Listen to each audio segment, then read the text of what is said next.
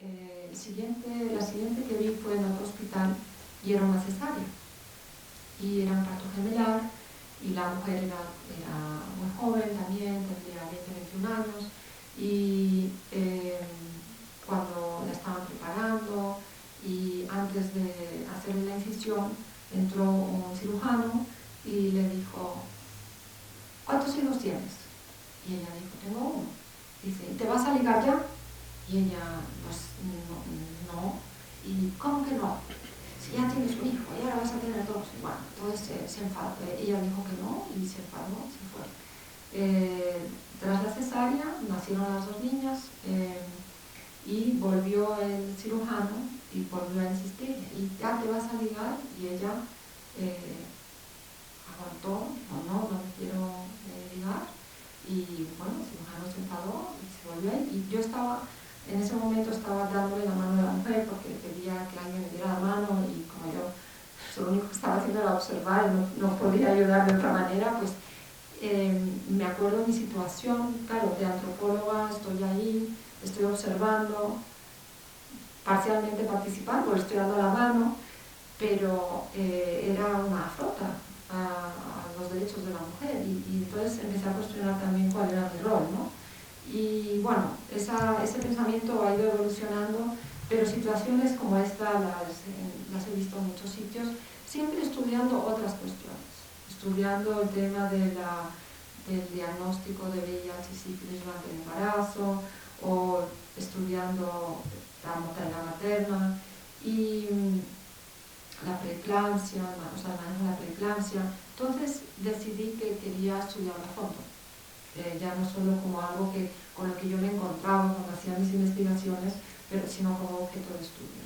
Entonces, lo primero que realicé junto con mi equipo fue, aquí donde pone uno, fue una revisión exhaustiva en español, portugués e inglés de lo que se había publicado en la región que tuviera que ver con el trato que recibe la población indígena y afrodescendiente en el momento, embarazo, parto y posparto.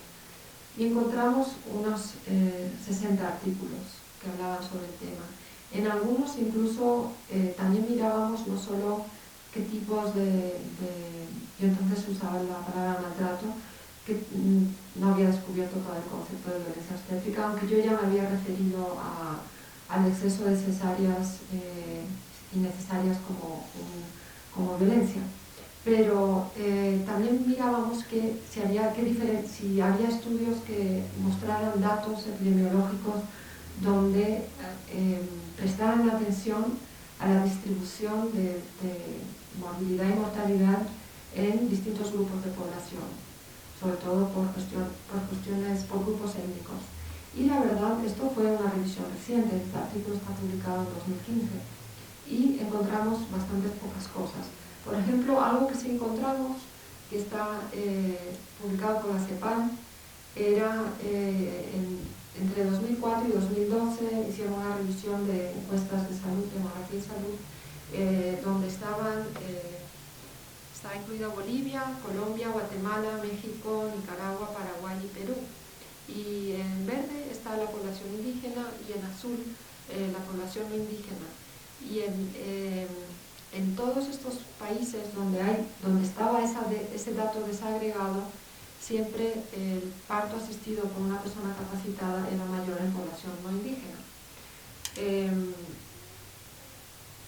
Y hago hincapié en lo del parto asistido por persona capacitada, porque ese debería ser es un indicador que muestra más equidad que el tema del parto institucional, que como saben también acarrea, no debería ser ese el objetivo 100% parto institucional, sino el parto asistido por persona calificada. Entonces, por otro lado, un informe de la Cruz Roja de 2013 también encontró que en Guatemala, Bolivia, Panamá, Honduras y Guyana en población indígena la razón de mortalidad materna era más elevada. Estoy hablando de datos que son bastante recientes. Más adelante lideré un análisis de equidad en salud en América Latina que publicó UNICEF, y ahí hicimos una revisión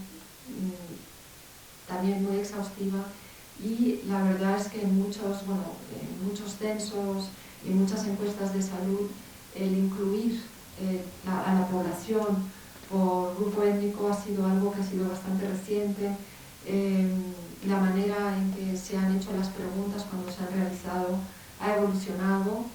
Brasil y Cuba son los primeros países que introdujeron una pregunta, pero era simplemente por color de piel, y además no queda claro quién decidía cuál era el color de piel, si era el encuestador o la propia persona.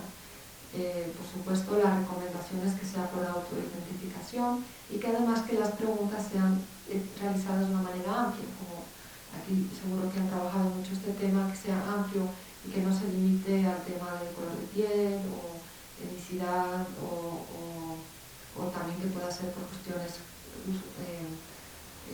culturales, o sea, que sea lo más amplio posible y que además permita a la persona también tener más de una autoidentificación. Pero es algo bastante reciente. En los censos de 2010, por ejemplo, aquí en México no había preguntas sobre afrodescendientes, que creo que ahora se está introduciendo. Y entonces, claro, cuando no se pregunta, no se sabe. Y cuando no se sabe, no hay problemas, ¿no? Por ejemplo, no se sabe cuánta población en América Latina y Caribe es afrodescendiente. Brasil es el país que más proporción y más personas afrodescendientes tiene, pero no se sabe. Población indígena se tiene mucha mejor idea de la población, pero muchas veces también cuando se realizan las encuestas de salud, de demografía y salud o de salud reproductiva, se dice, por ejemplo, en una encuesta que se realizó en Panamá, en la parte metodológica hablan de la diversidad étnica que existe en Panamá y que hablan de una provincia en específico que es sobre todo de población indígena, y luego más adelante dicen que por cuestiones, como es una población dispersa, que por cuestiones de muestreo y presupuestarias no iban a incluir esa provincia. Entonces, ¿qué ocurre? Que no se tiene información, y sin información no hay acción, como nos dijo un epidemiólogo en Colombia hace muchos años. Es cierto. Entonces es muy importante visibilizar los datos, y yo siempre animo a cuestionar, incluso en las encuestas, ¿no? ¿Qué se ha incluido, qué no se ha incluido? A veces también ocurre que uno va a las preguntas y hay preguntas muy interesantes que luego no aparecen en los datos que se publican. Y también a veces, incluso cuando si accedemos a la base de datos, hay datos que se han borrado. Y eso ha ocurrido en muchas ocasiones. Yo cuando estuve aquí en el año 98, había una encuesta que estaba por publicarse, pero no se publicaba. Y corría el rumor de que no se publicaba porque habían encontrado que había un porcentaje alto de mujeres que tenían o les habían esterilizado o les habían colocado un DIU sin su consentimiento. Y eso estaba creando ruido y se retrasó. Y cuando la base de datos por fin se hizo disponible, faltaban datos. O sea, yo hice un cálculo, pero a raíz de otras, o sea, los datos que más me interesaban, que eran datos directos, se habían borrado, y hice el cálculo utilizando otra serie de datos.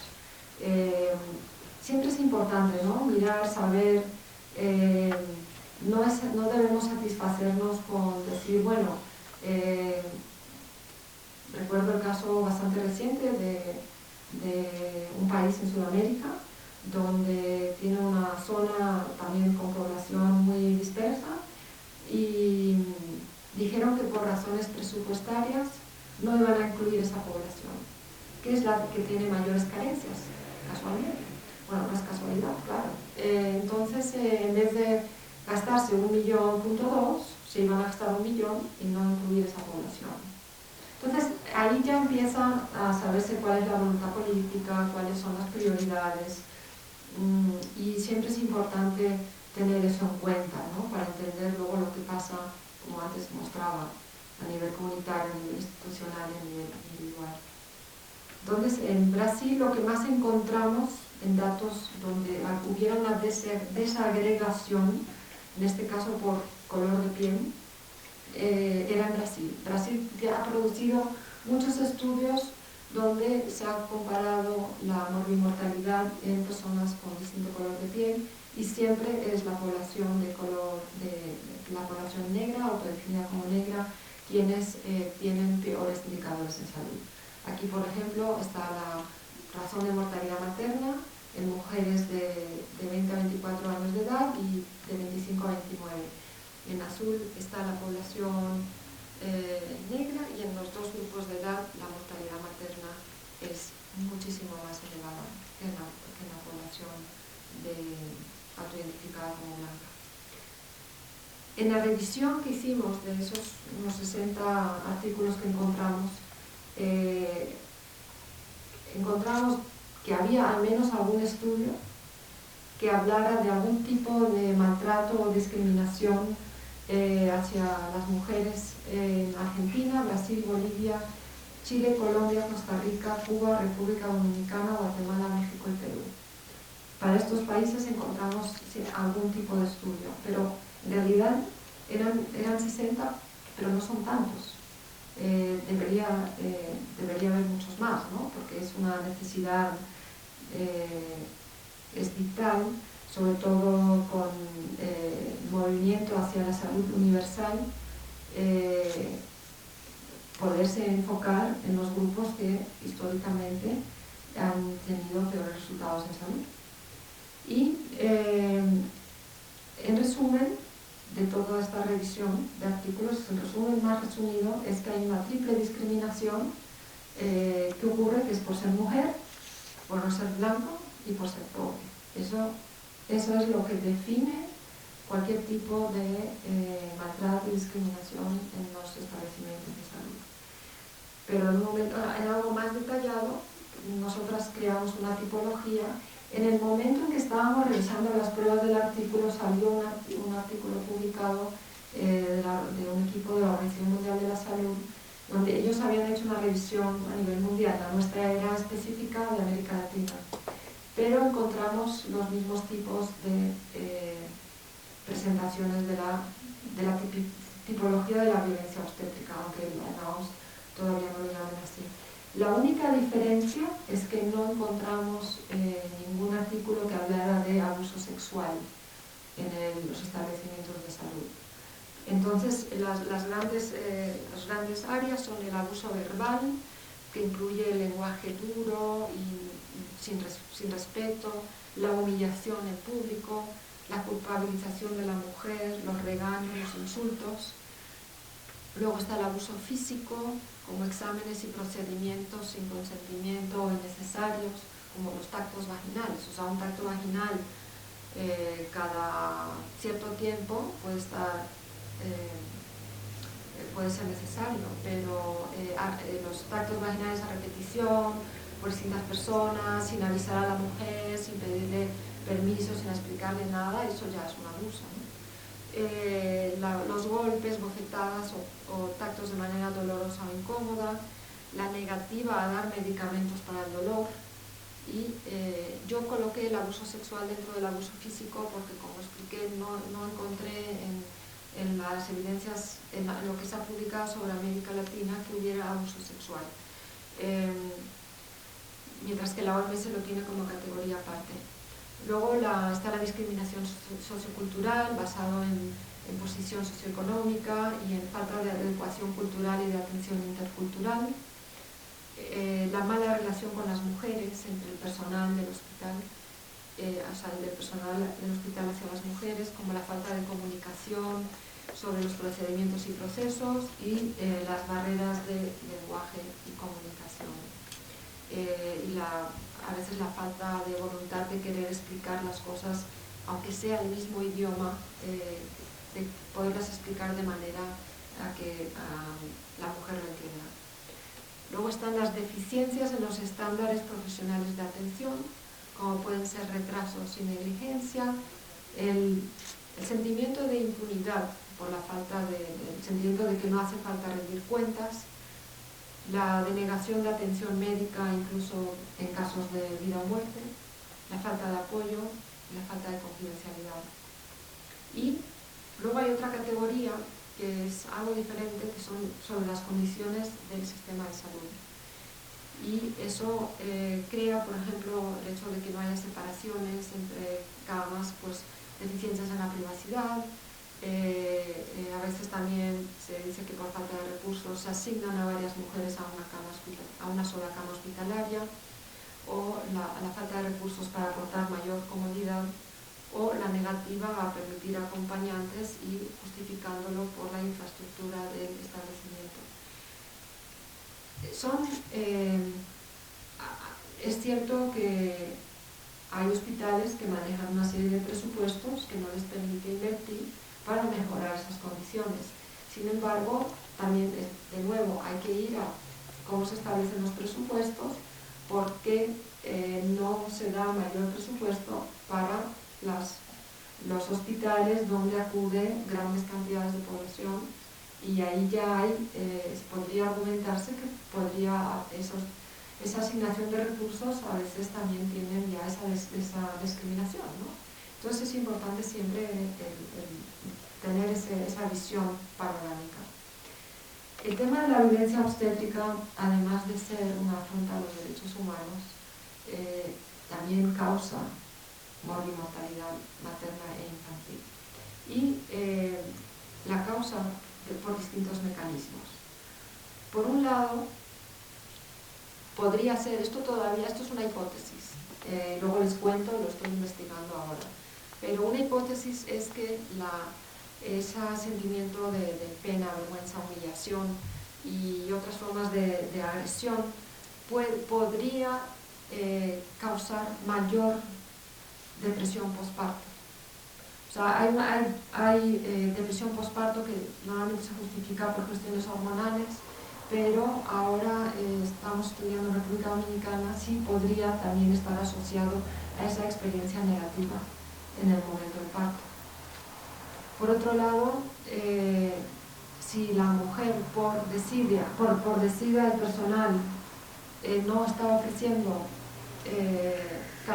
atención de calidad o atención, no se siguen los protocolos, eso también puede causar mayor mortalidad materna y neonatal, o incluso que pueda aumentar el porcentaje de mortinatos. Los retrasos que pueden sufrir algunas mujeres en esperas incluso dentro del establecimiento de salud. Por ejemplo, que una mujer empiece a sangrar en el posparto inmediato, que eso es algo que no hace falta tener ningún título académico para saber que un sangrado, todo el mundo lo puede ver, el sangrado, y que una mujer esté sangrando y que pida ayuda y que no la atiendan, es obvio que eso también puede llevar a la mortalidad o a una morbilidad grave. Entonces, y luego el haber sufrido violencia obstétrica también hace que algunas mujeres no quieran regresar al hospital por ese maltrato que han recibido. Y entonces puede que incluso en casos de complicación se encuentren que en un siguiente parto están desatendidas, porque se niegan a ir a un establecimiento donde las van a maltratar constantemente. Entonces, este es el modelo que estoy utilizando para explicar la hipótesis de que la violencia obstétrica está asociada con mayor mortalidad materna e infantil. Entonces, ahora les quería hablar del caso de la República Dominicana, que es donde he trabajado este tema. Terreno. Solo para situarles, la tasa total de fecundidad es de 2.5, pero es mayor de 3 en la población más pobre y menor de 2 en la población más rica. El 99% de las mujeres dan a luz en un hospital. Eso es algo, es un país de recurso medio alto, con una mortalidad materna elevada, es la 10ª de América Latina y el Caribe, y dentro de los 10 países con la mortalidad materna más elevada, es el país de mayor recurso. Y a pesar de que el parto es institucional de manera universal, o sea, las muertes en su gran mayoría están sucediendo dentro de los hospitales. La mortalidad neonatal es la tercera peor de América Latina y Caribe. Bueno, o sea, es constante, los niños están muriendo. 22 muertes por nacidos vivos, esa es la tasa de mortalidad neonatal. La razón de mortalidad materna varía mucho según cómo se calcule, pero por ejemplo, como saben, la mortalidad materna se calcula, se necesitan dos datos, el número de muertes y el número de nacidos vivos, y es una división, y de ahí sale la razón de mortalidad materna. Curiosamente, no siempre se utiliza, a pesar de que los partos son institucionales en su mayoría, en vez de utilizar el denominador de esos partos hospitalarios, se suele utilizar una proyección de población de la Oficina Nacional de Estadística, que a veces es mayor que la de los partos, entonces obviamente disminuye la razón. También es muy importante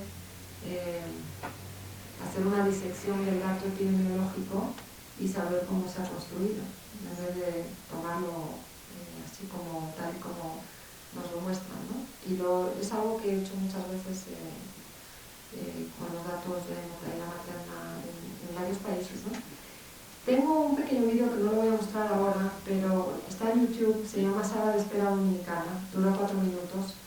Es mi único vídeo que he hecho, no controlo el sonido, pero se puede entender, está en español dominicano y da un poco una muestra de lo que es cuando la familia está fuera del hospital esperando. El día que fui a hacer esas entrevistas, con consentimiento y todo, todas los familiares que estaban afuera de la maternidad principal de la República Dominicana estaban esperando por una familiar de 17 años. Eran todas tenían 17 años. Y en un caso incluso aparece en el vídeo de un padre y un joven que están llevando a una niña de 17 años, la pareja del joven, que venía de una zona alejada de la capital con un embarazo ectópico y venía que la operaran. La niña de 17 años nunca había estado en lo mismo y la llevó su padre y su pareja de urgencia, y al llegar al hospital el personal de seguridad le dice a la niña, entra. Y ya, una niña de 17 años, y el padre estaba afuera diciendo, no sé, es que casi no sabe ni expresarse. ¿Cómo va a poder estar sola dentro del hospital? Y luego, por ejemplo, esa negativa a que estén acompañadas, sobre todo si son menores de edad, debería poderse solucionar. No se puede, no es algo que debería ser tan costoso en términos de hacer algunos arreglos para que pueda haber privacidad y que la familia pueda estar acompañando a la mujer que está dando a luz, sobre todo si es menor de edad. República Dominicana es como una cuarta parte de las mujeres embarazadas son menores de edad, o sea, es un tema importante. La primera causa de mortalidad materna es la preeclampsia y la eclampsia. Yo lo que había observado por las investigaciones que he hecho anteriormente en República Dominicana es que la mujer que da a luz y sobrevive y sale del hospital con su niño en brazos, está bien. Le podemos preguntar qué tal, cómo le fue, muy bien, o sea, en general todo fue bien. Y de hecho, le pedí a mi hija mayor, que es artista, que me hiciera un dibujo. Le conté lo que me había dicho una mujer al salir del hospital. No sé si se puede leer, de todas maneras lo voy a leer. Dijo,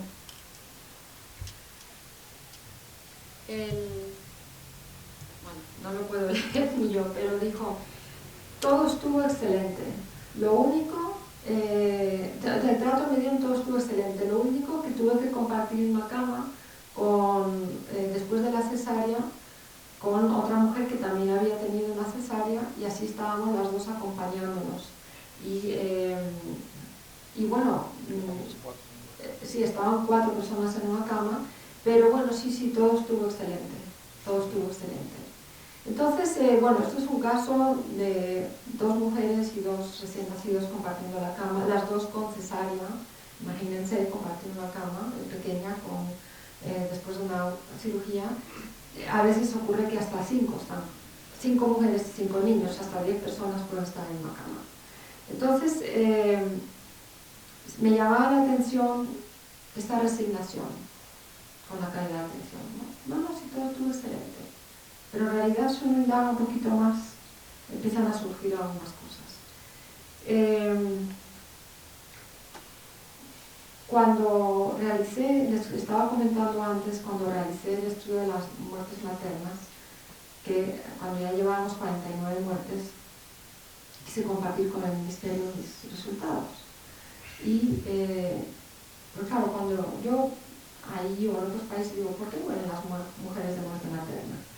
Siempre me dicen lo mismo, preeclampsia, hemorragia, sepsis, aborto. Pero yo digo, ¿pero por qué? ¿No? Hay que salir del hospital para saber cuáles son las causas. En una ocasión, en Perú, en un hospital querían colaborar conmigo, analizar la mortalidad materna, y yo les pregunté que de dónde provenían las mujeres que morían con mayor frecuencia en su hospital. Y me dijeron en Ate y en San Juan de Lurigancho, en Lima. Y dije, bueno, pues tendremos que ir ahí y saber entrevistar a mujeres que viven ahí. No, nosotros solo queremos revisar las historias clínicas. Y yo decía, no, pero si queremos comprender las causas, hay que salir del hospital, hay que ir a donde viven las personas, hay que saber qué obstáculos tienen, qué ocurre. Bueno, y este debate, ¿no?, entre la medicina y las ciencias sociales está siempre muy presente. Entonces, como no me satisfacía la idea de que las mujeres mueren por estas causas que son clínicas, que son la causa inmediata. Por ejemplo, les leí antes un caso. La causa oficial de muerte fue edema cerebral y sin embargo fue una sucesión de malas decisiones una detrás de otra. Entonces, mi explicación es que cuando muere una mujer por muerte materna en hospitales dominicanos, muere por una sucesión de infortunios. Normalmente no es solo que alguien cometa un error, normalmente tiene que haber varios errores que se están cometiendo uno tras otro para que la mujer fallezca. Y catalogué las causas en 5 grandes grupos, que son la organización de la atención dentro del hospital. Por ejemplo, esto está publicado, si les interesa les puedo dar el artículo, pero las mujeres no se les asigna a un médico en particular y entonces el médico que la atiende en un momento determinado para una intervención determinada o un auscultamiento determinado, pero no le están aportando un continuo de atención. Y ahí se disemina la responsabilidad y al final nadie acaba siendo responsable de las mujeres, de cada mujer. Luego también hay desconexión entre la consulta externa y la interna. Por ejemplo, una mujer haya acudido múltiples veces durante su embarazo a un hospital. En el momento de llegar a dar a luz se le considera como paciente nueva, no se tiene en cuenta su historia, a no ser que ella lleve la tarjeta de salud materna, pero que de todas formas no es tan completa como la historia clínica. Eso, por ejemplo, puede ocurrir que una mujer haya tenido un diagnóstico de sífilis o de VIH durante el embarazo y que cuando llega a dar a luz, si ella no dice que ha tenido ese diagnóstico, la van a tratar como si ella no hubiera tenido ninguna de esas infecciones, ¿no? O sea, esa gran desconexión. Y bueno, hay toda una serie de problemas, pero no se siguen los protocolos,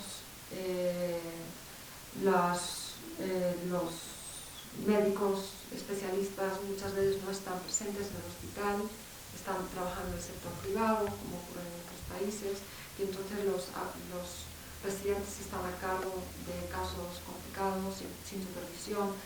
Bueno, hay muchos problemas. Luego, por ejemplo, el caso que les leí al inicio muestra cómo llega una mujer a un hospital, convulsiona y a pasar de eso le dicen que vaya por su propia cuenta a otro hospital. O sea, no hay un criterio de referencias que se haya establecido, si no, eso no ocurriría. Y bueno, es todo como las referencias funcionan de una manera muy informal. Y luego hay un tema también muy importante, que es el tema de la sangre. La mujer que acude es responsable de llevar la sangre, no hay un sistema de bancos de sangre. Y en los hospitales, incluso en los hospitales grandes, tienen como una heladera con unas pintitas de sangre, pero eso es todo. Entonces muchas veces se retrasa una intervención porque se le dice a la mujer que tiene que traer la sangre. Les voy a leer un ejemplo de un caso. En enero de 2011, una conserje de un hotel de 27 años, madre de un niño, ingresó a un hospital general sin fines de lucro en Santo Domingo con hemorragia vaginal, alta temperatura e ictericia, que resultó de un legrado realizado en una clínica clandestina 2 días antes. Tras el diagnóstico de insuficiencia multiorgánica, un equipo clínico multidisciplinario recomendó una transfusión urgente de sangre y una laparotomía, seguida de diálisis. El personal se comunicó con su familia para pedirles que trajeran sangre antes de que pudieran realizar cualquier procedimiento. Al día siguiente por la noche, después de que la familia pudo encontrar un donante adecuado y llevó la sangre al hospital, comenzó la cirugía. Los médicos descubrieron una hemorragia interna masiva y el útero perforado, que extirparon junto con los ovarios y las trompas de falopio. Al día siguiente, después de diversos síntomas graves, la mujer falleció. Su causa reportada de muerte fue aborto séptico. Durante la autopsia social realizada por 2 epidemiólogos a quienes acompañé, los padres y hermanos de la mujer explicaron que el hospital nunca les transmitió la gravedad de la situación. Al enterarse de que ella murió como resultado de lo que no se puede hablar, su padre dijo que el silencio la mató. Cuando los epidemiólogos del Distrito de Salud intentaron organizar la reunión del Comité de Mortalidad Materna en el hospital, el personal se negó y dirigió a los epidemiólogos a identificar la clínica clandestina que nunca encontraron. En este caso, bueno, una mujer se presentó con algo extremadamente grave, le hicieron un súper buen diagnóstico, o sea, los especialistas la examinaron, pero ahí se paró la atención, se interrumpió la atención y la mujer estuvo en espera de que llegara sangre para poderle intervenir. Y muchas de las muertes que sucedieron en ese periodo fueron por cuestiones de sangre, de no tenerla, de interrumpirle la atención hasta que llegue la sangre. Entonces, bueno, también, por supuesto, están las condiciones de pobreza y desigualdad, que son la cuestión subyacente en la sociedad dominicana. El tema del racismo, hay un gran racismo en la sociedad dominicana, es un racismo muy complejo, es una población mayoritariamente mezclada, de origen europeo y africano, donde el lado africano está muy visible y donde en una gran parte de la población hay una necesidad de esconder ese origen, hay una obsesión, por ejemplo, en las mujeres por alisarse el cabello y sobre todo que no se les confunda con la población haitiana. O sea, hay un gran racismo hacia la población haitiana, pero también dentro de las propias familias por el color de piel y por ciertos rasgos. Y interesantemente la posición social permite que las personas se eleven en la escala del racismo y que sean racistas contra las personas que visiblemente son como ellas. O sea, es como que se reproduce el patrón de la época colonial y de las personas que tienen cierto estatus profesional, como por ejemplo los médicos especialistas, adoptan ciertas características hacia la población no profesional que son racistas, pero basado en el sistema de clases, no tanto por cuestiones de color de piel. Es bastante complejo y difícil de entender. Me costó entender esa parte, ¿no? O cómo es interesante establecer cómo una persona dominicana puede decidir que alguien es haitiano. Es bastante interesante, sin necesariamente preguntarle, ¿no? O sea, solamente mirando a la persona y hay unos criterios, algunos pocos objetivos y algunos muy subjetivos.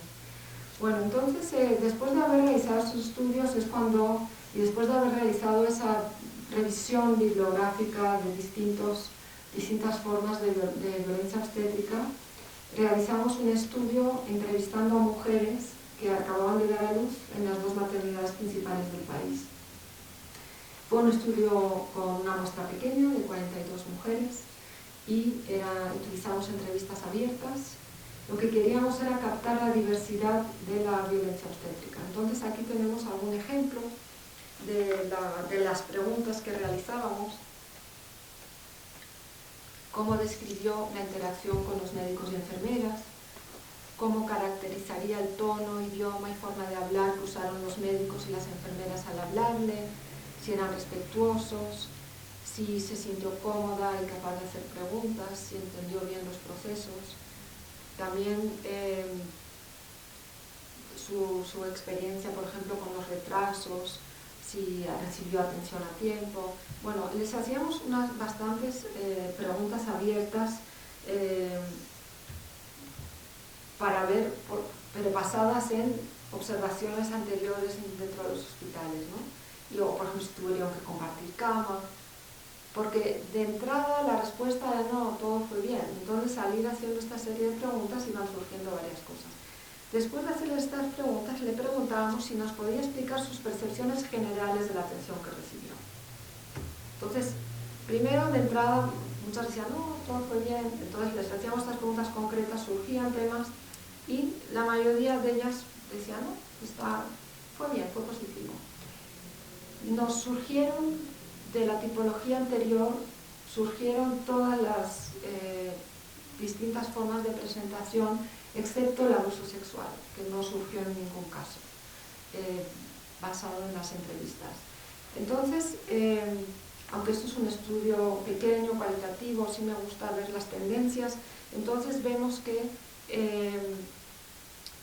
los mayores problemas que reportaron las mujeres fue la falta de privacidad, las interacciones negativas y los retrasos en la atención. A pesar de que la mitad o más de la mitad de las mujeres reportaron alguno de estos tipos de problemas, el 81% dijo que había tenido una experiencia positiva y solamente un 19% que había tenido una experiencia negativa.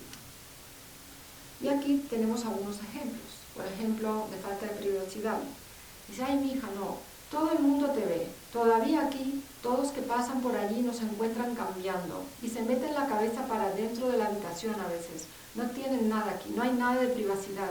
Ahí arriba, todos los que pasan es diciendo médico, pero eso le da vergüenza a uno. Pues esto, el lenguaje dominicano, faltan unas palabras, porque uno no está tapado y abierta de par en par. Eso es el tema, estar abierto de par en par y todo el mundo pasando y todo el mundo, y no hay ninguna muestra de cambiar eso. Luego, por ejemplo, de compartir camas.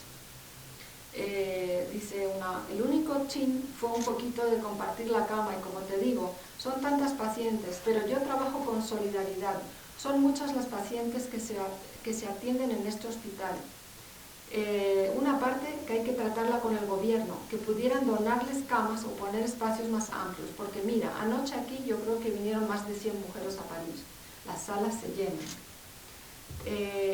Nos sentaron 3 en el mismo sitio, porque como éramos de preeclampsia las 3, y yo sé, prefirieron juntarnos las 3 en la misma cama, nos sentaron allí y nos prepararon, como a la media hora o a 45 minutos más o menos, y nos entraron a cada una a la cirugía, pero no nos estaban chequeando ni nada. Me calmó estar acompañada, más o menos. Todas de nosotras estábamos hablando del mismo tema. y la otra, lo único que no me gustó es cuando bajan a una después de la cesárea, que están 4 o 5 mujeres en la cama. Sí, todas también tuvieron cesárea, todas. O sobre abuso verbal, y hubo una señora de limpieza que dijo muchas cosas feas, muchas malas palabras, como asquerosa, jaja, y que éramos unas puercas que tiraban los papeles y lo que sea. Y otra sobre la mala relación, tú sabes que hay unas que son más suaves y comprenden más a las pacientes y otras que son más secas. Todo bien, no me puedo quejar, eso salía mucho en las entrevistas, no me puedo quejar. Hay unos que son bien ásperos, pero unos son como que no tienen sentimiento. Pero al fin te tratan bien, te ponen tu medicamento, pero le hablan a uno muy duro, como áspero. Ellos fueron respetuosos.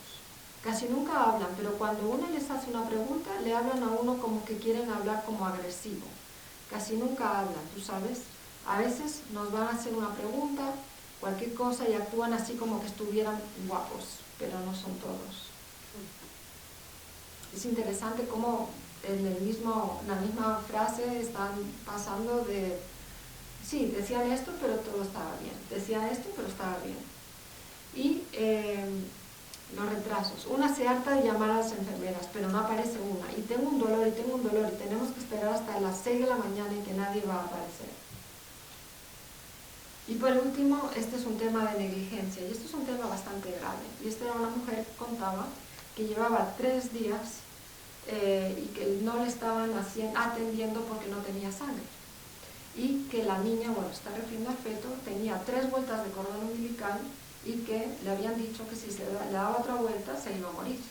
Y ella, bueno, estaba explicando su sufrimiento, que estuvo 3 días esperando, que nadie quería darle sangre, que ella no tenía dinero para pagarla, porque la sangre es una donación, pero hay que pagar las pruebas de la sangre. Entonces, por eso, si no se tiene dinero, es muy difícil conseguir la sangre. Entonces, ella estaba explicando ese sufrimiento.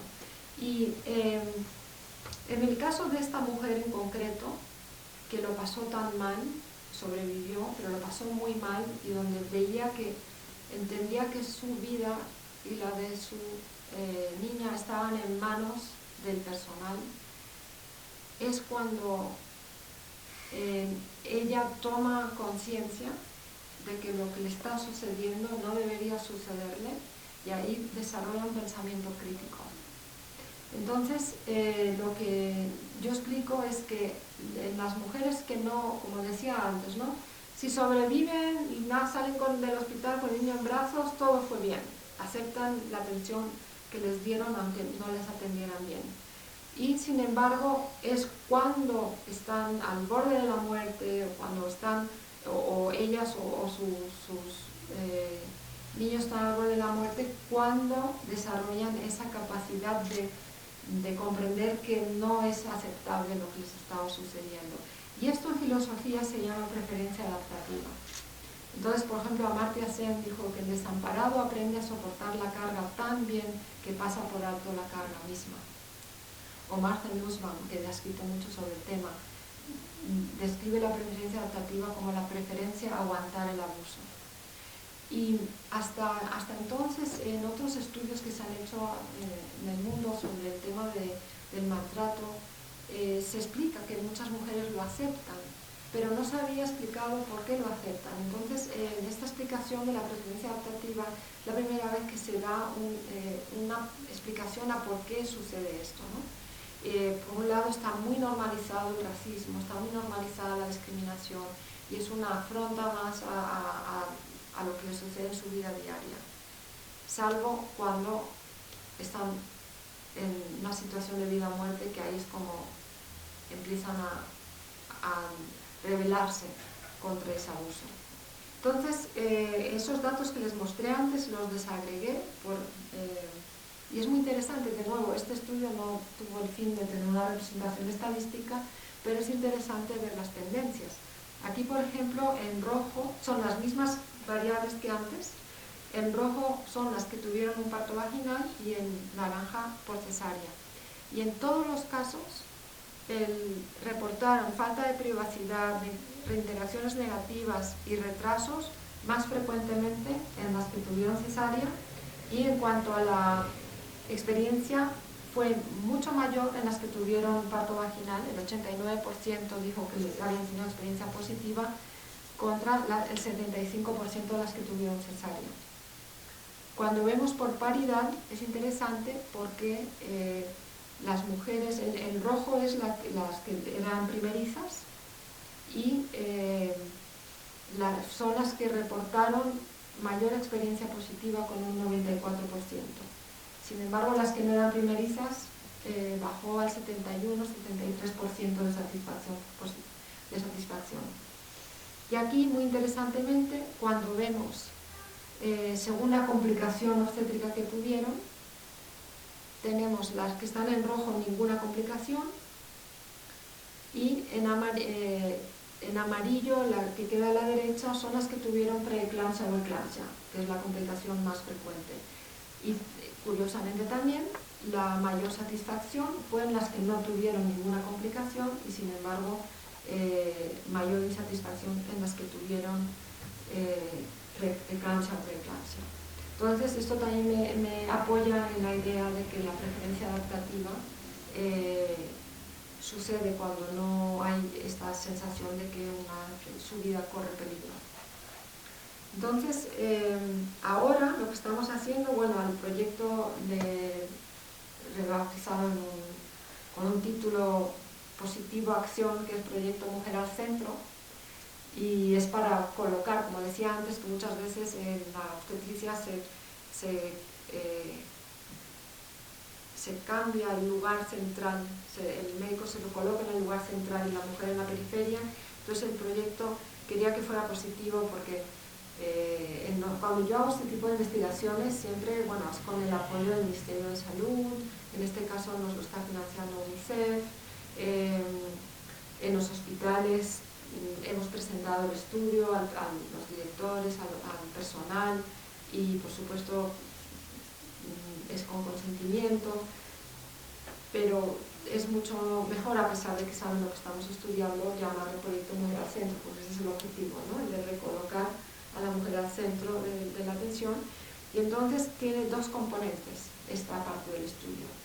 Uno es que hemos realizado entre el mes de julio y agosto 100 entrevistas en profundidad a personal médico, de especialistas y residentes de los 4 años, a enfermeras, a auxiliares de enfermería, a personal administrativo y de seguridad y de limpieza, de 3 hospitales públicos, 2 en Santo Domingo, los 2 donde estudiamos a las mujeres y uno en San Cristóbal, que queda fuera de la capital.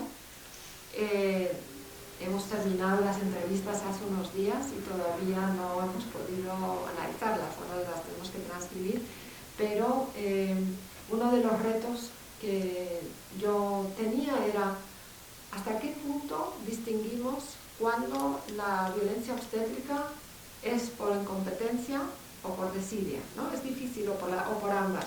Entonces lo que hicimos fue parte de la entrevista, consistía en que leyeran, esto era individual y era anónimo, muy importante. Solo anotábamos la edad, el rango en el hospital, o sea, el cargo en el hospital, si era mujer o hombre, pero no los nombres, porque queríamos que se expresaran libremente. Y les dábamos a cada uno a leer 6 casos. Yo les he leído 2 de los 6 casos, para que los leyeran en voz baja y les preguntábamos de qué murió la mujer, qué es lo que no se debería haber hecho, cómo lo hubiera hecho usted.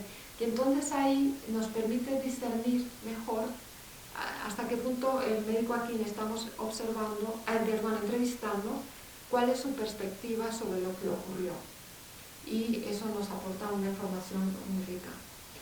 El otro componente es un estudio de observación. La Organización Mundial de la Salud publicó hace unos meses, una herramienta que han utilizado en 4 países para medir la frecuencia de la violencia obstétrica. Y entonces lo adaptamos a la República Dominicana y además le añadí varias preguntas sobre indicadores de salud materno-infantil, porque por un lado quiero medir la frecuencia de la violencia obstétrica y por otro lado examinar si hay una asociación con los resultados en salud materno-infantil. Entonces observamos a las mujeres desde que llegan al hospital a dar a luz hasta que les dan el alta. Las llamamos al cabo de una semana, que todavía justo empezamos la semana pasada, las llamamos al cabo de una semana para hacer unas preguntas sobre depresión posparto y otras cuestiones de salud de ella y de su recién nacido. Y luego a las 6 semanas las quedamos con ellas y tenemos una entrevista en persona donde le hacemos preguntas sobre violencia obstétrica similares a las que mis observadores tienen en su guía de observación para medir la frecuencia. Entonces, así vamos a poder contrastar la observación de mi equipo con la experiencia que ellas han tenido. Y nuestro objetivo actual es observar a 280 mujeres en 2 hospitales, uno en Santo Domingo y otro en San Cristóbal. Entonces, esta mañana he mirado, bueno, tenemos una base de datos, como los datos se observa en tabletas, se reportan los datos enseguida a una base de datos en la nube y entonces yo puedo mirar en cualquier momento y ver cómo va el estudio. Entonces, esta mañana, por ejemplo, llevamos ya 30 y tantas mujeres observadas en una semana. Entonces, en la primera columna está la frecuencia y en la de la derecha el porcentaje. Pero ya de momento, al 6% les han golpeado, al 3% les han pellizcado, al 3% les han amordazado, o sea, le han tapado la boca para impedir que hablen o hagan ruido, y al 3% les han presionado fuerte en el abdomen, o sea, presión del fondo uterino. Con respecto al abuso verbal, a 8, lo voy a decir ahora en números, a 8 les han gritado, a 8 les han regañado, a 2 les han amenazado diciendo que si no hacen caso ella o su bebé tendrán consecuencias negativas, a 2 les han insultado, a 2 han recibido comentarios sobre su actividad sexual, una recibió otra forma de abuso verbal y una recibió comentarios negativos sobre su apariencia física, incluyendo su peso, genitales, limpieza u otros rasgos del cuerpo. Con respecto a estigma y discriminación, 4 han recibido comentarios negativos sobre su etnicidad, color de piel, tipo de pelo o raza. Yo no utilizo la palabra raza, pero para asegurarme que el equipo capta bien el tema de la pregunta, está incluido ahí.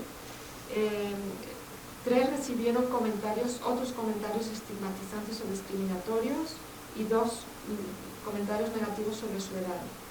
Además de eso, el equipo observador puede anotar otras cuestiones que no estaban incluidas en la guía y vemos que están surgiendo también otros temas, de que si una se burlaron de su pelo rizo, otra un camillero la pellizcó, la enfermera y el médico le regañaron por llorar, por estar incómoda y le dijeron que aguante, que ella deseaba una cesárea y esas son las consecuencias de este procedimiento. Y por último, el tema de los tactos vaginales, a 17, que son la mitad, digamos a la mitad, le han hecho un tacto vaginal y de ellas solo de 17 a 16 no le pidieron permiso antes de hacer el tacto, a 10, con 10 de ellas utilizaron guantes estériles pero con 7 no, y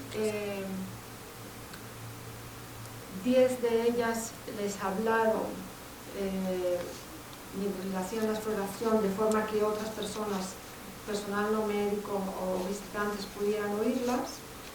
Y por último, a todas ellas les hicieron la exploración de forma que cualquier persona pudiera ver sus genitales y a 2 de ellas que pudieran ver sus senos. O sea, así es como vamos de momento, llevamos una semana. Yo soy una persona optimista. Yo hago este tipo de investigación porque quiero visibilizar un problema de salud y si no, volviendo al tema de antes, si no tenemos el dato y no lo hacemos público, es un problema que se desconoce.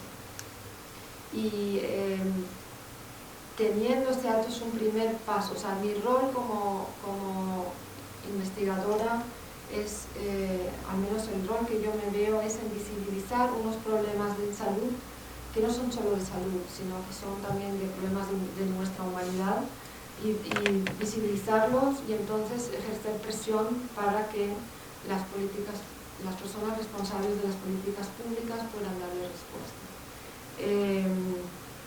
Yo, para terminar, quería leerles un parrafito que tengo aquí que me ayuda a explicar cómo se maneja el personal, porque al fin y al cabo, por un lado, son las mismas personas que aportan la atención a las mujeres las que están perpetrando todos estos abusos, estas agresiones.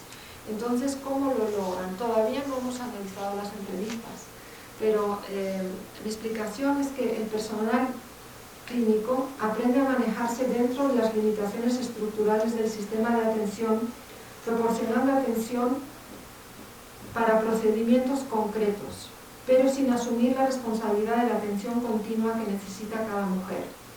Incluso cuando sus intervenciones pueden ser clínicamente apropiadas para cada circunstancia, la responsabilidad del manejo de cada mujer es tan difusa que nadie parece estar a cargo. Esta descarga de responsabilidad forma parte esencial de cómo los profesionales de la salud pueden navegar, tolerar y perpetuar la estructura del sistema de atención y, al hacerlo, crear el caldo de cultivo para que suceda la violencia obstétrica. Como lo ilustran los ejemplos que mostré antes, puede ser difícil aislar los límites entre la violencia estructural de un sistema de salud de bajos recursos que no proporciona atención adecuada y los actos de violencia obstétrica que las mujeres parturientas viven a manos del personal clínico. Podemos ver que la violencia obstétrica está perpetuada por un sistema, pero promulgada por personas, y son precisamente estas personas quienes tienen el poder de transformar el derecho a la salud, garantizado por tratados y leyes, desde algo retórico a algo real. Muchas gracias.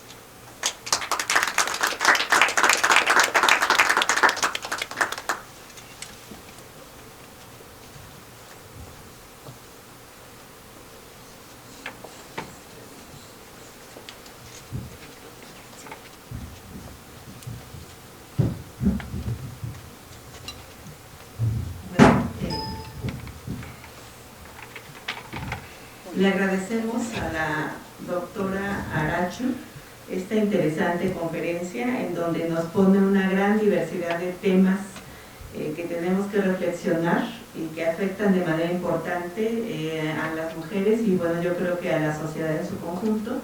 Nos ha hablado desde racismo, de la necesidad de visibilizar el problema que hay en la atención a la mujer durante el parto, de políticas públicas, de también la necesidad de que la atención que se da a las mujeres en este caso, pues se tiene que impulsar de alguna manera un enfoque de una salud intercultural y de un conocimiento que requieren también tener el personal que está abocado a brindar servicios de salud en materia de la cultura de la población que están atendiendo, y también ser conscientes de todas las implicaciones que pueden llevar este tipo de factores que, como ya nos comentó la doctora, pues la mortalidad de la mujer, la mortalidad infantil. Entonces, bueno, ya sin más preámbulo, voy a dar la palabra al doctor Roberto Campos para que nos haga algunos comentarios sobre la conferencia de la doctora Aracho.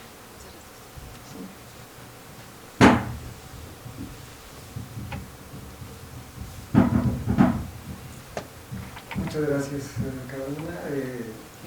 Bueno, me ha parecido excelente tu presentación, Aracho. En realidad, todo lo que ibas platicando lo iba diciendo, y aquí en México, y aquí en México, y qué pasa aquí en México. Y pues estamos igual, y peor, ¿no? Bueno, sabemos que estadísticamente República Dominicana nos gana en muchas estadísticas, por ejemplo en cesáreas, ¿no? Si acá estamos en 45, allá están en 60 y tantos, ¿no? Pero acá llegamos, sobre todo en el 2014, a una racha, sobre todo en el estado de Oaxaca, donde tú estuviste ayer y antier, y esta mañana, en donde hubo casos extremos de mujeres indígenas que parieron enfrente del centro de salud, ¿sí? Y esto fue en la región mazateca, ¿sí? Casos que además ya no solamente fueron contados, sino fotografiados. Como ya todo el mundo usa el celular, pues inmediatamente se sacan las fotografías, y esa fotografía de esta mujercita indígena, pues no solamente fue a nivel oaxaqueño, fue a nivel nacional, fue a nivel internacional. Yo lo vi. Sí, fue tremendo, pero que además no era el único caso, sino eran varios casos. Entonces, en este sentido, hubo una búsqueda de qué se podía hacer y qué se podía solucionar, y entonces surgió la cuestión de la revisión de estas definiciones que antes no se querían tocar demasiado, de violencia obstétrica, pero que finalmente se tuvo que tomar como violencia obstétrica, y sobre todo rescatar aquellos estudios, poquísimos, que había sobre la violencia obstétrica, uno de ellos hecho en el estado de Morelos, ¿sí? En 2 hospitales, y hecho por el Instituto Nacional de Salud Pública, donde se encontraba que por lo menos un 11%, por lo menos, había habido violencia obstétrica en diversos grados, con lo que tú has mencionado de las tipologías. Y una de las cosas graves de ese estudio es de que quien más ejercía la violencia obstétrica eran las propias mujeres dentro del hospital, las enfermeras y las médicas, y que en tercer lugar aparecían ya los médicos. Entonces uno dice, bueno, ¿dónde está la cuestión de género, ¿no? Este estudio se hizo en el Estado de Morelos, Instituto Nacional de Salud Pública. Más tarde, en 2015, salió una encuesta hecha por INEGI en domicilios de las mujeres, y apareció nuevamente las preguntas sobre violencia obstétrica, y igual me regañaron, me trataron mal, me molestaron, etcétera, etcétera. Y además se les preguntó en dónde, y sobre todo fueron los hospitales públicos, ¿sí? Y los médicos, y en último lugar quedaba en todo caso parteras y curanderos, muy poco porcentaje. Y también luego ya aparecería la CNDH, la Comisión Nacional de Derechos Humanos, ya estableciendo una recomendación en el 2017, que es la recomendación número 31, donde ya se habla específicamente de violencia obstétrica, retomando lo de Venezuela, lo de Argentina, y donde establece todos estos casos que ha habido y que se tiene que hacer algo. En este sentido, yo creo que es muy importante lo que tú haces, porque estamos ante una antropología que no se queda solamente con la teoría, sino que se trata de dar una aplicación, de una respuesta, de una acción. Y esto creo que es muy importante, y esto nos une al terreno médico, donde los médicos lo que tratan es de dar respuesta, no solamente saber el problema y llegar al diagnóstico, sino hacer un tratamiento, hacer alguna actividad. Entonces, en este sentido, yo creo que lo que tú estás haciendo en República Dominicana y en general en América Latina, creo que es de un gran impacto. Esto de la CNDH, en el caso mexicano, empujó por lo menos, como fue esta recomendación para todas las instituciones del país, incluido la propia Secretaría de Salud, el Instituto Mexicano de Seguro Social, el ISSSTE, e incluso los gobernadores. Por lo menos me tocó vivir el año pasado algunos cursos de prevención de la violencia obstétrica en diversos estados de la República. Me invitó el Seguro Social, yo fui alguna vez, bueno, soy médico familiar ya jubilado del Seguro Social, y actualmente como me invitaron como profesor de la UNAM, es decir, nunca hubo esta cuestión de censura a lo que yo pudiera decir en estas pláticas con los médicos sobre todo eran cuerpos directivos de los hospitales rurales en los estados, sobre todo del sureste, fue en Chiapas, Oaxaca, también fue Veracruz, Yucatán. Una de las cuestiones que a mí me sorprendió es cuando yo les preguntaba a estos directivos, estamos hablando de médicos, directores de hospitales y jefas de enfermería, y estaban también presentes administradores, o sea, todo el cuerpo directivo, los cuerpos directivos de estos hospitales rurales. Cuando yo les preguntaba si habían recibido alguna vez alguna enseñanza o aprendizaje sobre derechos humanos, cero. Y cuando preguntaba sobre derechos indígenas, cero. ¿Sí? Y cuando les preguntaba sobre cuestiones de medicina tradicional, porque tiene que ver esto con las parteras, si sabían de la legalización de la medicina tradicional en México, no sabían. Es decir, estamos ante una ignorancia de parte del personal médico y que se supone que son de la parte rural los mejor preparados o capacitados, quizá mejor que de la Secretaría de Salud. Entonces esto nos da idea de que aquí tenemos un problema estructural que va de cómo se enseña en las escuelas de medicina y cómo se continúa esto en las instituciones de salud, ¿sí? Y también yo recordaba y les recordaba a ellos de que la violencia obstétrica es absolutamente cercana a todos, inclusive a un servidor. ¿Por qué?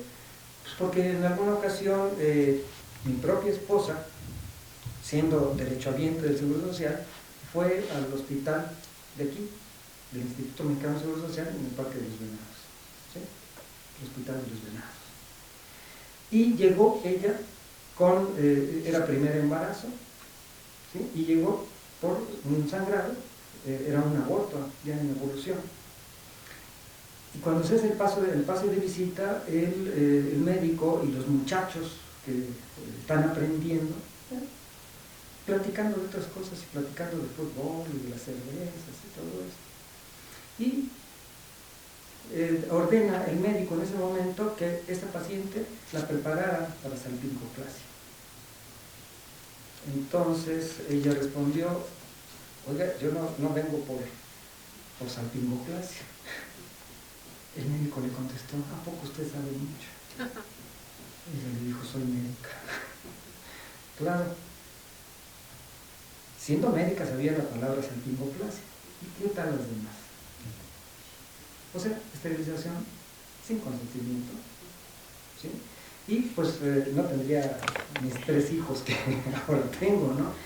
O sea, es una vivencia muy, muy fuerte que nos pasa prácticamente a todos.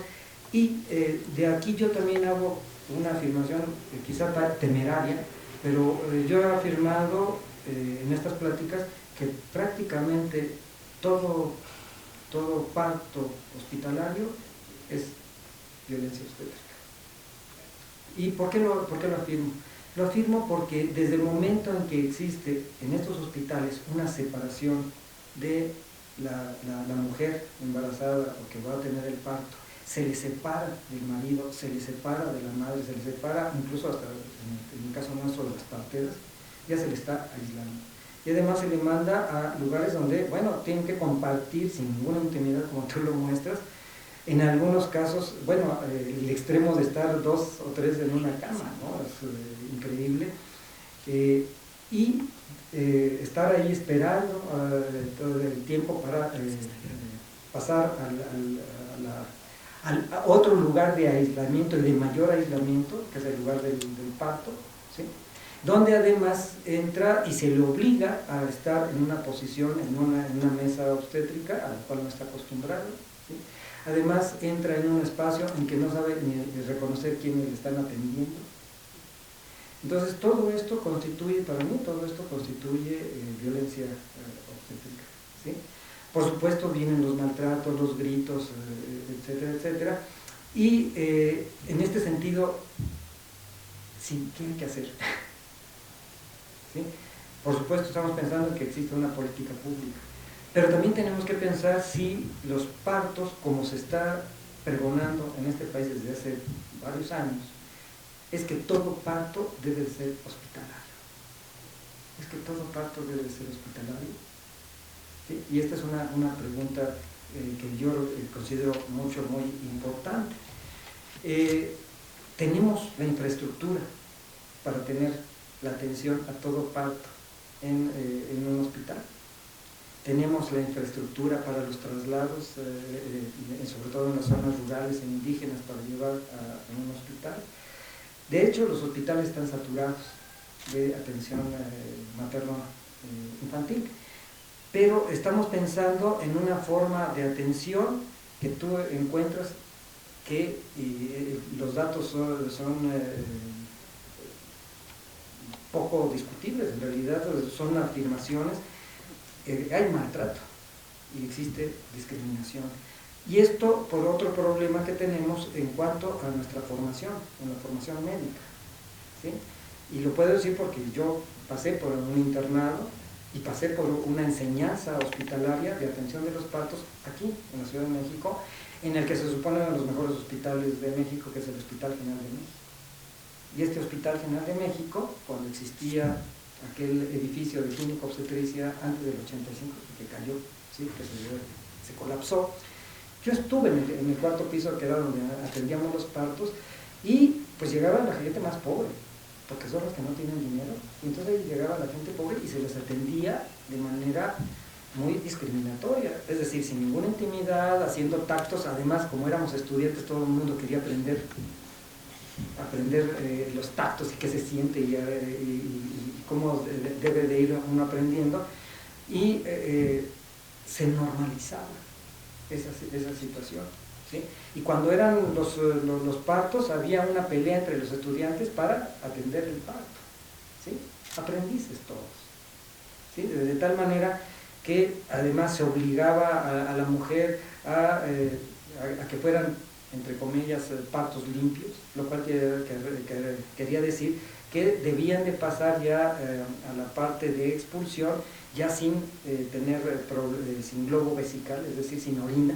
Entonces tenía a fuerzas que poner una sonda de Foley para que sacara la orina, y además para que no saliera excremento, pues también se hacía enema, ¿sí? Y las que eran de primera vez, a todas se les cortaba, ¿sí? A un ladito de la vagina, lo que llamamos la episiotomía, y era obligatorio, e incluso se llegaba a hacer en mujeres que no se multíparas, que no se requería para aprendizaje de hacer sutura, y eso lo aprendíamos con una normalidad, ¿sí? Es decir, que éramos violentos todos, y así se nos enseñaba, y así se va transmitiendo de médico a médico como una cuestión ya normalizada de atención de parto, lo cual ahora ya visto a través de los años y de la reflexión, uno dice que bárbaros, verdaderamente qué tonterías estuvimos haciendo, son verdaderamente, que además se siguen repitiendo, ¿sí? Y que hay incluso testimonios de muchachos, estudiantes que yo tengo del Hospital General de México, que me han repetido que continúan habiendo médicos, y sobre todo hay una médica que regaña a las mujeres de una forma tremenda. Entonces uno dice, ¿qué cambios deben de existir? En todo esto, una de las cuestiones que se está luchando, yo creo que es muy importante para una política pública, es, primero, que todo parto y toda maternidad deba ser elegida. La manera en que, cuándo, dónde, con quién, donde la mujer tenga una autonomía sobre su propio cuerpo, que evidentemente en un hospital no lo tiene. En el hospital se le obliga a los pasos, a la secuencia hospitalaria, y además, en todos los casos, a ponerla en la mesa obstétrica, que es no para comodidad ni de la paciente, sino para comodidad del propio médico, ¿sí? Con esa gran iluminación, ¿sí? Que da exactamente a los genitales de la mujer, pero que no es la mejor posición para parir, y ya lo sabemos que, por lo menos en nuestra región mesoamericana, la posición de cuclillas y la gravedad es lo mejor, ¿sí? De tal manera que una cuestión es que la maternidad deba de ser elegida por la mujer, no por los médicos, ¿sí?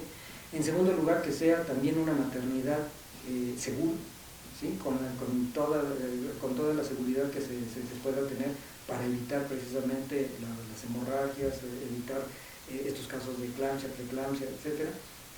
Y en tercer lugar, cosa que es rarísimo, que sea también gozosa, una maternidad gozosa, un acto tan íntimo, tan importante, que la mujer lo pueda disfrutar, y que bajo las condiciones actuales de estos hospitales sobre todo los hospitales públicos, es tremendo. Uno de los problemas de nuestros hospitales es la cuestión de las cesáreas. Sabemos que las cesáreas, de acuerdo a la Organización Mundial de la Salud, solamente deben de alcanzar el 15%. Por tanto, tenemos un 85% de embarazos que deben de terminar en un parto normal, ¿sí? Entonces, en esta situación uno se pregunta, ¿esos partos deben ser atendidos en un hospital bajo esas condiciones de violencia y además en esa habitación, en ese espacio tan antibacteriano en el que se hace? Entonces, esto también tiene que ver, y aquí vamos a requerir estudios, sobre todo en América Latina, con respecto a si la atención puede ser mejor, no a nivel de los hospitales, sino a nivel de los propios domicilios, de las casas de las mujeres. Y aquí entra otro factor, y esto era una pregunta que yo te tenía. En realidad en República Dominicana existen parteras tradicionales, parteras profesionalizantes, o todo ya está medicalizado. Completamente medicalizado. Que eso también es el caso de Chile, de Cuba, por ejemplo, ¿no? Sí. Pero en el caso mexicano tenemos parteras, por lo menos en las zonas indígenas tenemos bastantes parteras, Chiapas, Oaxaca, Yucatán, y algunas muy excelentes. En Yucatán todavía saben hacer versiones externas que ya los médicos ginecobstetras ni lo intentan, porque lo más fácil es hacer la incisión, la cesárea, ¿sí? De tal manera que uno tendría que empezar a pensar si no nos convendría ir cambiando esta ideología del hospital. El hospital es excelente, indudablemente, para los casos del 15%, para los casos complicados, para los casos en que ya se tiene detectada la preeclampsia. O sea, eso también hay que enseñarse a los médicos generales, a los médicos comunitarios, pero también a las parteras, ¿sí? Y que los partos, digamos, normales, pues sean atendidos por las parteras y además sean atendidos en las casas, ¿sí? Y para esto también recuerdo, hay un trabajo que se hizo en Suecia, en que la partería es una partería domiciliaria, establecida desde hace más de 300 años, en que se establece que los partos son en el domicilio, y bajo esta organización todavía, en donde la iglesia y el Estado están más o menos unidos, y se hacía a través de las parroquias, de tal manera que había parteras profesionalizantes que eran las que atienden, son las que atienden en las casas, y se vio eso desde hace 300 años, pero luego se añadió en el siglo XIX el de que esas mismas parteras, matronas, establecieran la vacuna contra la viruela, y luego también se les enseñó la cuestión higiénica a partir de 1981, a que lavado de las manos, limpieza, y además promover la lactancia materna. Resultado de todo eso, por lo menos, es de que en Suecia la mortalidad materna infantil está reducida, sin medicalización. Entonces, yo creo que tendríamos que ir pensando en otras formas de respuestas ante lo que estamos haciendo. Me refiero, por lo menos en el caso de México, donde tenemos una parte importante de parteras indígenas, que además, esto es muy recién, en Chiapas, tratan de que ni siquiera están relacionadas con el Estado, ¿sí? Que siga habiendo esa enseñanza de generación a generación sin tener que pasar por el Estado, ¿sí? Más en otras agrupaciones que sí quieren estar relacionadas con el Estado, e incluso algunas pidiendo ya un estipendio, pidiendo un salario, ¿sí? Entonces hay una diversidad de opiniones sobre eso. Pero creo que lo más importante a lo que debemos llegar es finalmente a disminuir el grave problema de la mortalidad, de la mortalidad materna infantil. Y creo que tus estudios van a ser importantes, y yo creo que también en México debemos de hacer estudios similares para poder incidir en una política pública. Así es que mi felicitación. Muchas gracias, Roberto. Pasamos a preguntas. Muchas gracias al doctor Roberto Campos por sus comentarios que pues enriquecen, ¿no?, la reflexión, y sobre todo también el hecho de mencionar cómo el problema que se da en otros países de América Latina, pues aquí en México todos los días tenemos datos acerca de cómo prevalece todavía el problema de mortalidad materna, por ejemplo, y sobre todo en aquellas zonas que tienen más problemas en términos de carencias de ciertos recursos, como son el caso de las zonas indígenas. Y bueno, vamos a pasar a preguntas o comentarios que tengan alguien que quiera hacer alguna pregunta a los expositores. Bueno, gracias. Sí se oye, ¿no? Gracias. Yo quedo un poco... Sí. Hay veces a las cosas hay que llamarles por su nombre y eso ayuda a solucionar ciertos problemas. No tenemos realmente una Secretaría de Salud, tenemos una Secretaría de Atención a la Enfermedad.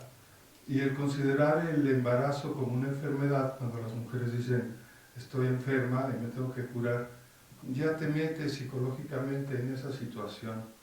Hemos perdido mucho la cultura de la medicina que le llamamos doméstica, en donde las abuelas educaban a las hijas y a las nietas en el sentido de atender el parto en casa, ¿no?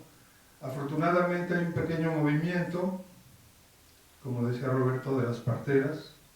Me preocupa mucho que Dominicana no tenga parteras, me deja así como, y su cultura popular, y los yorubas que hacen, porque no atienden ahí, no solamente la parte mágica, sino también la parte cotidiana.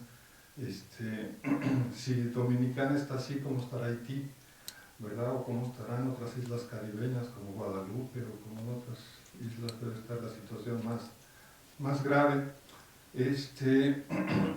No sé si visualizar solamente a nivel político ayude a resolver el problema. Creo que hay una inercia y un control de la medicina. Yo sé que es un espacio de lucha, es un espacio que hay que trabajar, pero el otro lado de la moneda, en la educación casera, en la educación doméstica, ¿cómo podemos también influir? ¿Verdad? Si dejáramos de ver el parto como una enfermedad o el embarazo como una enfermedad y lo vemos como un acto sagrado, bendito, como una bendición, como dicen las familias, ¿no? Vamos a tener una bendición en la casa. Tal vez podría haber otra forma de verlo, ¿no? Si se ve como una enfermedad, entonces sí, el hospital se vuelve rápidamente una referencia en ese sentido, ¿no? Ayer cenando con unos amigos decíamos que somos los militantes de las causas perdidas. En realidad no vemos que vayamos ganando las batallas, ¿no? Ni en la ecología, ni en la salud, ni en la educación. En realidad seguimos en la necedad de estas causas perdidas, ¿verdad? Y ahí es donde yo ubico tu trabajo, ¿no? Que realmente puedes influir en algunos sectores, pero la inercia médica, el monstruo de la inercia médica es tremendamente, al menos desde mi punto de vista, monstruoso, ¿no? Roberto ha estado más metido en ese ámbito, ¿verdad? Sin embargo, en los pequeños grupos, ¿verdad? Como Nueve Lunas, como estos grupos de parteras, ¡wow! La batalla está ganada, de antemano, ¿entiendes? Son pequeños grupos, pequeños sectores, y ahí más bien es como afinamos, y yo me preguntaba durante tu exposición, ¿qué tantos estudios hay sobre esta otra cara de la moneda? ¿No? O sea, ¿qué tanto Luna Nueva ha logrado influir en Oaxaca sobre cuántas familias, ¿no? ¿Cuántos partos en casa han hecho? En fin, ¿no? Otra serie de estudios que nos hablen de la otra cara de la moneda y cómo podemos influir desde la primaria, en la secundaria, ya no se diga en la secundaria, que es cuando hay más embarazos juveniles, ¿verdad? Para poder tener esta sanidad y este cambio de paradigma. Gracias, Arachu. Felicidades.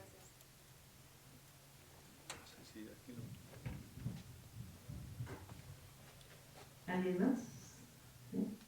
Bueno, vamos a darle la palabra a ver. Creo que ahora sí me escuchan, ¿no? Es que doctor, para el streaming que se no grabe. se escucha.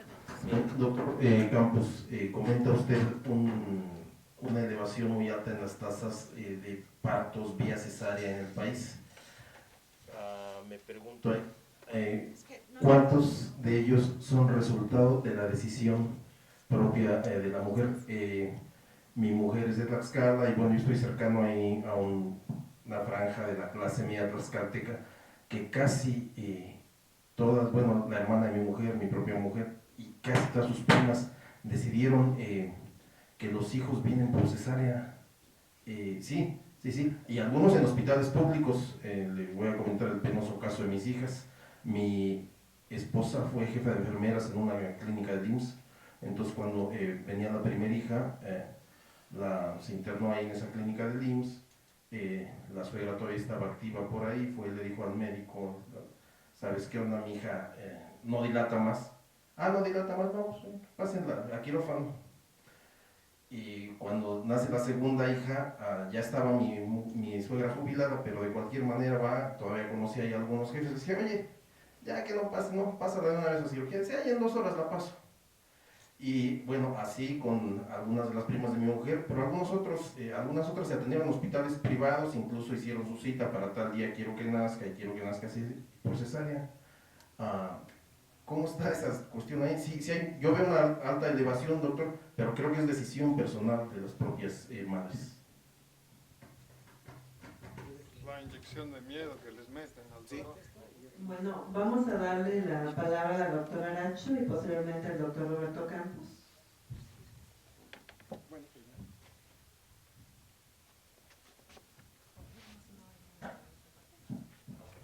Bueno, lo primero, yo creo que más importante es lo que acaba de mencionar Carlos Gómez.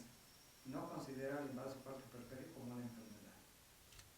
El problema es de que lo hemos patologizado y lo hemos no solamente medicalizado, sino ahora hipermedicalizado. Y si bien en un principio las cesáreas las decidían los médicos, ¿sí? Y esos en algunos casos, nuevamente insisto, el 15% es donde es necesario, el resto es innecesario. Y entonces ahora le llamamos algo así como las cesáreas por conveniencia. Y las cesáreas por conveniencia tendrían 2 aspectos. El que le conviene al médico, ¿sí? Pues porque tiene sus vacaciones, porque no quiere que sea en fin de semana, etcétera, etcétera. Pues es por conveniencia del médico o de la institución. Pero también está creciendo lo que tú estás mencionando, y eso habría que investigarlo más a fondo, de las mujeres que ya quieren decidir en qué día y en qué momento. Entonces ahora ya es por conveniencia, no de los médicos, sino de las propias mujeres, ¿sí? Entonces, en este sentido, pues eso hace que se eleve, si el 15% que permite o que recomienda la OMS de cesáreas, en México, en hospitales públicos, se triplica al 45%. Y en los hospitales privados, además con lo que tú estás diciendo, se aumenta a el 65%. ¿Sí? Es decir, difícilmente en las instituciones públicas es difícil que sea la mujer la que pueda decidir, es más bien ahí los médicos los que deciden. Pero en los privados hay esa conveniencia también de la mujer, de una vez para que ahorita vienes para que me vengan a visitar sábado y domingo, ¿sí? Entonces, pero esto es ya una consecuencia de esta hipermedicalización que existe y que debemos de atacar. Embarazo, parto puerperio es un proceso natural y debemos de tomarlo como algo natural, no patologizante. Aracho, creo que tienes también comentarios al respecto. Sí, yo quería añadir que estoy completamente de acuerdo que cuando una mujer dice que quiere una cesárea, aunque no la necesita clínicamente, que es resultado de la hipermedicalización, y yo disputo que sea una cuestión de decisión personal. Yo creo que la medicina, los médicos han creado una necesidad. Hay varios factores que entran en juego. Uno, que han creado la ilusión de que la cesárea es mejor para la mujer y han creado esa necesidad comodidad, de que es más cómodo. Ese tema yo lo estudié aquí, pues en el año 98.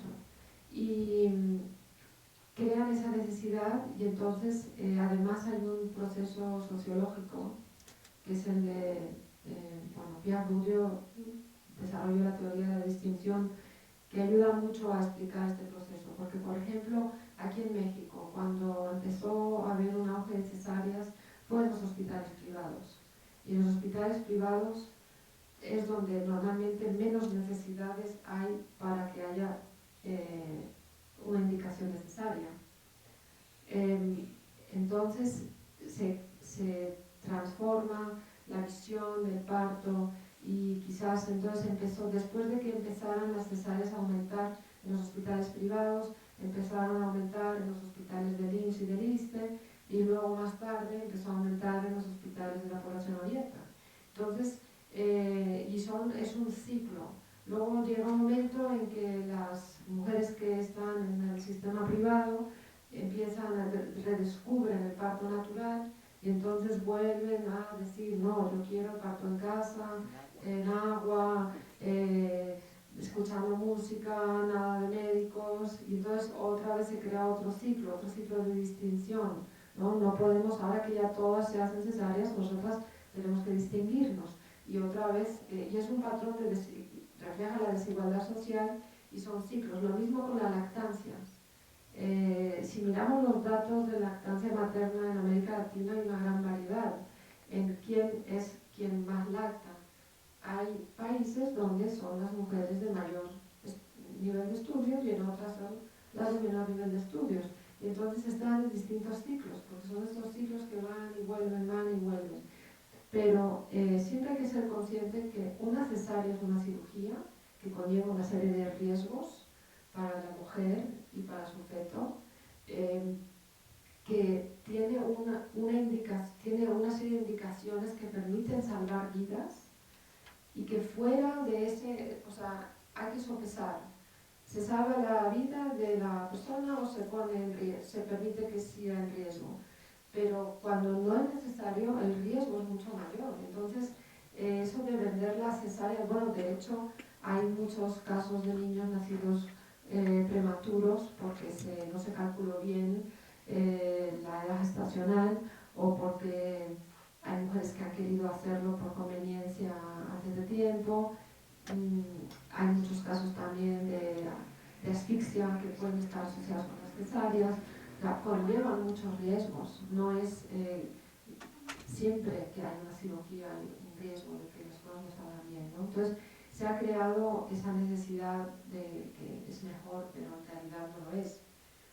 Y es resultado de la hipermedicalización y de este proceso sociológico también. Sí.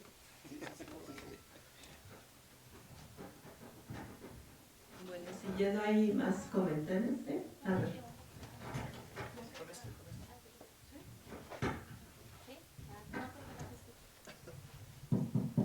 Bueno, gracias. Agradecerle, doctora, creo que como mujer joven, todavía sin hijos, esta información es muy valiosa para conocer, ¿no? Y cuando usted hablaba, de cuando las mujeres salen del hospital con su bebé, todo marcha bien, yo me preguntaba, además de este factor de la preferencia adaptativa, ¿también jugará el factor de romantizar la maternidad? Pienso en esto porque muchas veces así como, no, es que es un momento muy hermoso, es sagrado, es una bendición. Por ejemplo, en mi generación de mis primas, sí ya se habla un poquito más, ¿no? De todos los inconvenientes que pueden llegar a surgir, y pues mis primas me dicen, no, a mí me fue mal, me trataron así. Pero en la generación de mi mamá, si yo le pregunto, ella me dice como, me hiciste sufrir un poquito. Pero no, es maravilloso, ¿no? Qué momento. O cuando vemos las telenovelas, las películas, ¿no? Que la mujer puja y suda un poquito, pero ya después es un momento mágico. Entonces sí me interesaría como conocer su opinión. ¿Tendrá algo que ver?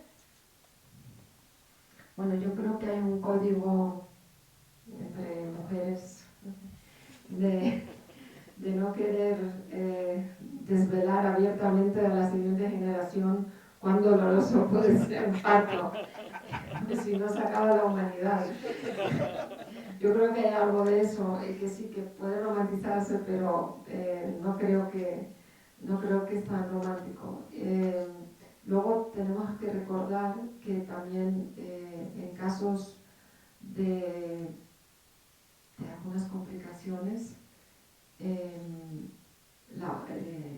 hay médicos que tienen que tomar la decisión y van a dar la preferencia a salvar la vida de quien no ha nacido por encima de la vida de la mujer. Y es algo que es muy grave y que tenemos que ver cómo la mujer sigue no siendo la prioridad. Entonces lo de romantizar el parto yo creo que es más bien para mantener un mito, para preservar la humanidad y que no nos acabemos, ¿no? Pero bueno, yo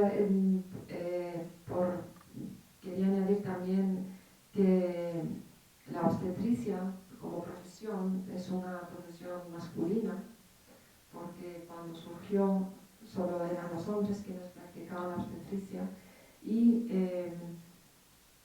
desde luego que cuando se necesita una emergencia, la persona, o sea, gracias a los ginecobstetras, que se pueden mejorar, muchas personas se pueden salvar su vida, pero a pesar de eso no deja de ser una profesión altamente masculina que ha querido suplantar a la partería y que ha querido suplantar el hecho de que la mayoría de mujeres, pues como un 85% puede dar a luz sin ninguna intervención, y es esa necesidad de controlar el cuerpo femenino, la reproducción, y también por eso que cuando las mujeres han ido incorporando a la profesión de la obstetricia, y eso hay bastantes cosas escritas, han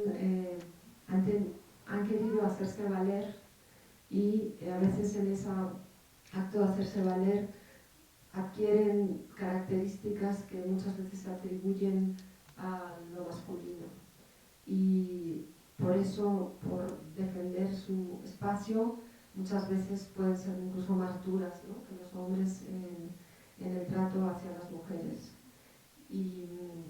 Pero de nuevo es por la masculinidad de la profesión, yo pienso.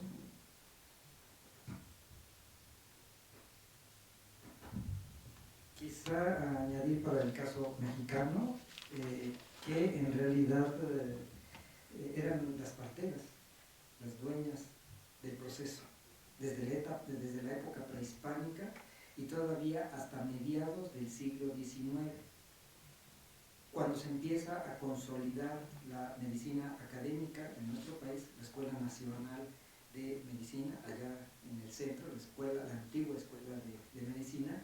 La partería era de mujeres, incluso en 1833 estaba una escuela de partería que fue desapareciendo y se fueron apropiando los médicos de los partos.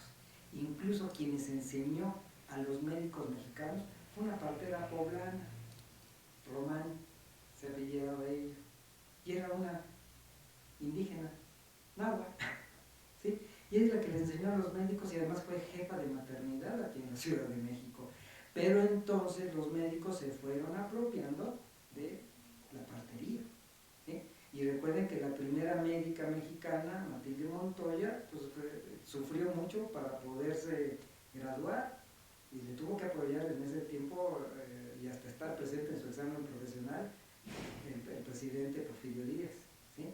Pero todo eso se masculinizó efectivamente, ¿sí? Y se continuó durante todo el siglo pasado, todo el siglo XX, considerándose como algo ya que hacían los médicos, hombres, ¿sí? Entonces, la entrada efectivamente de algunas mujeres obstetras a veces las hizo masculinizarse a las mujeres, ¿no?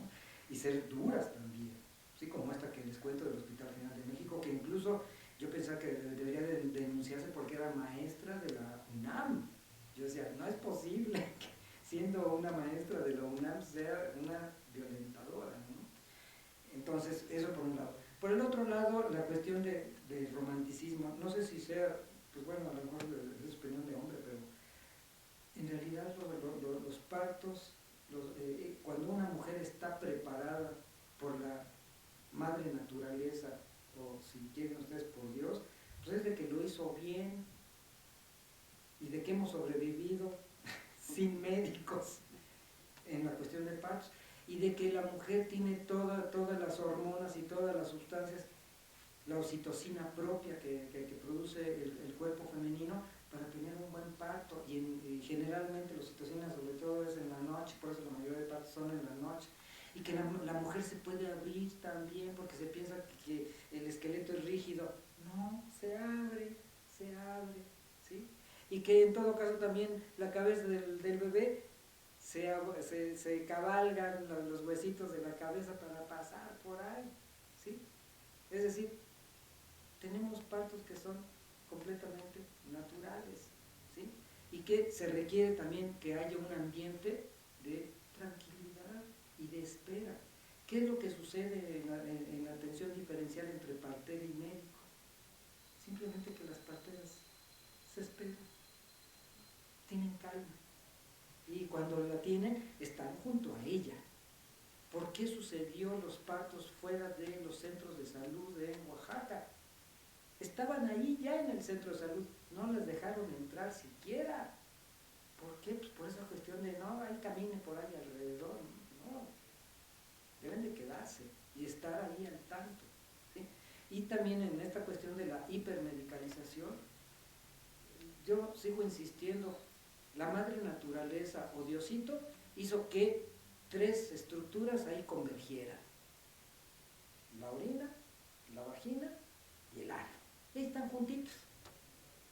¿Cuál es la bronca de que han nacido por ahí desde épocas primigenias?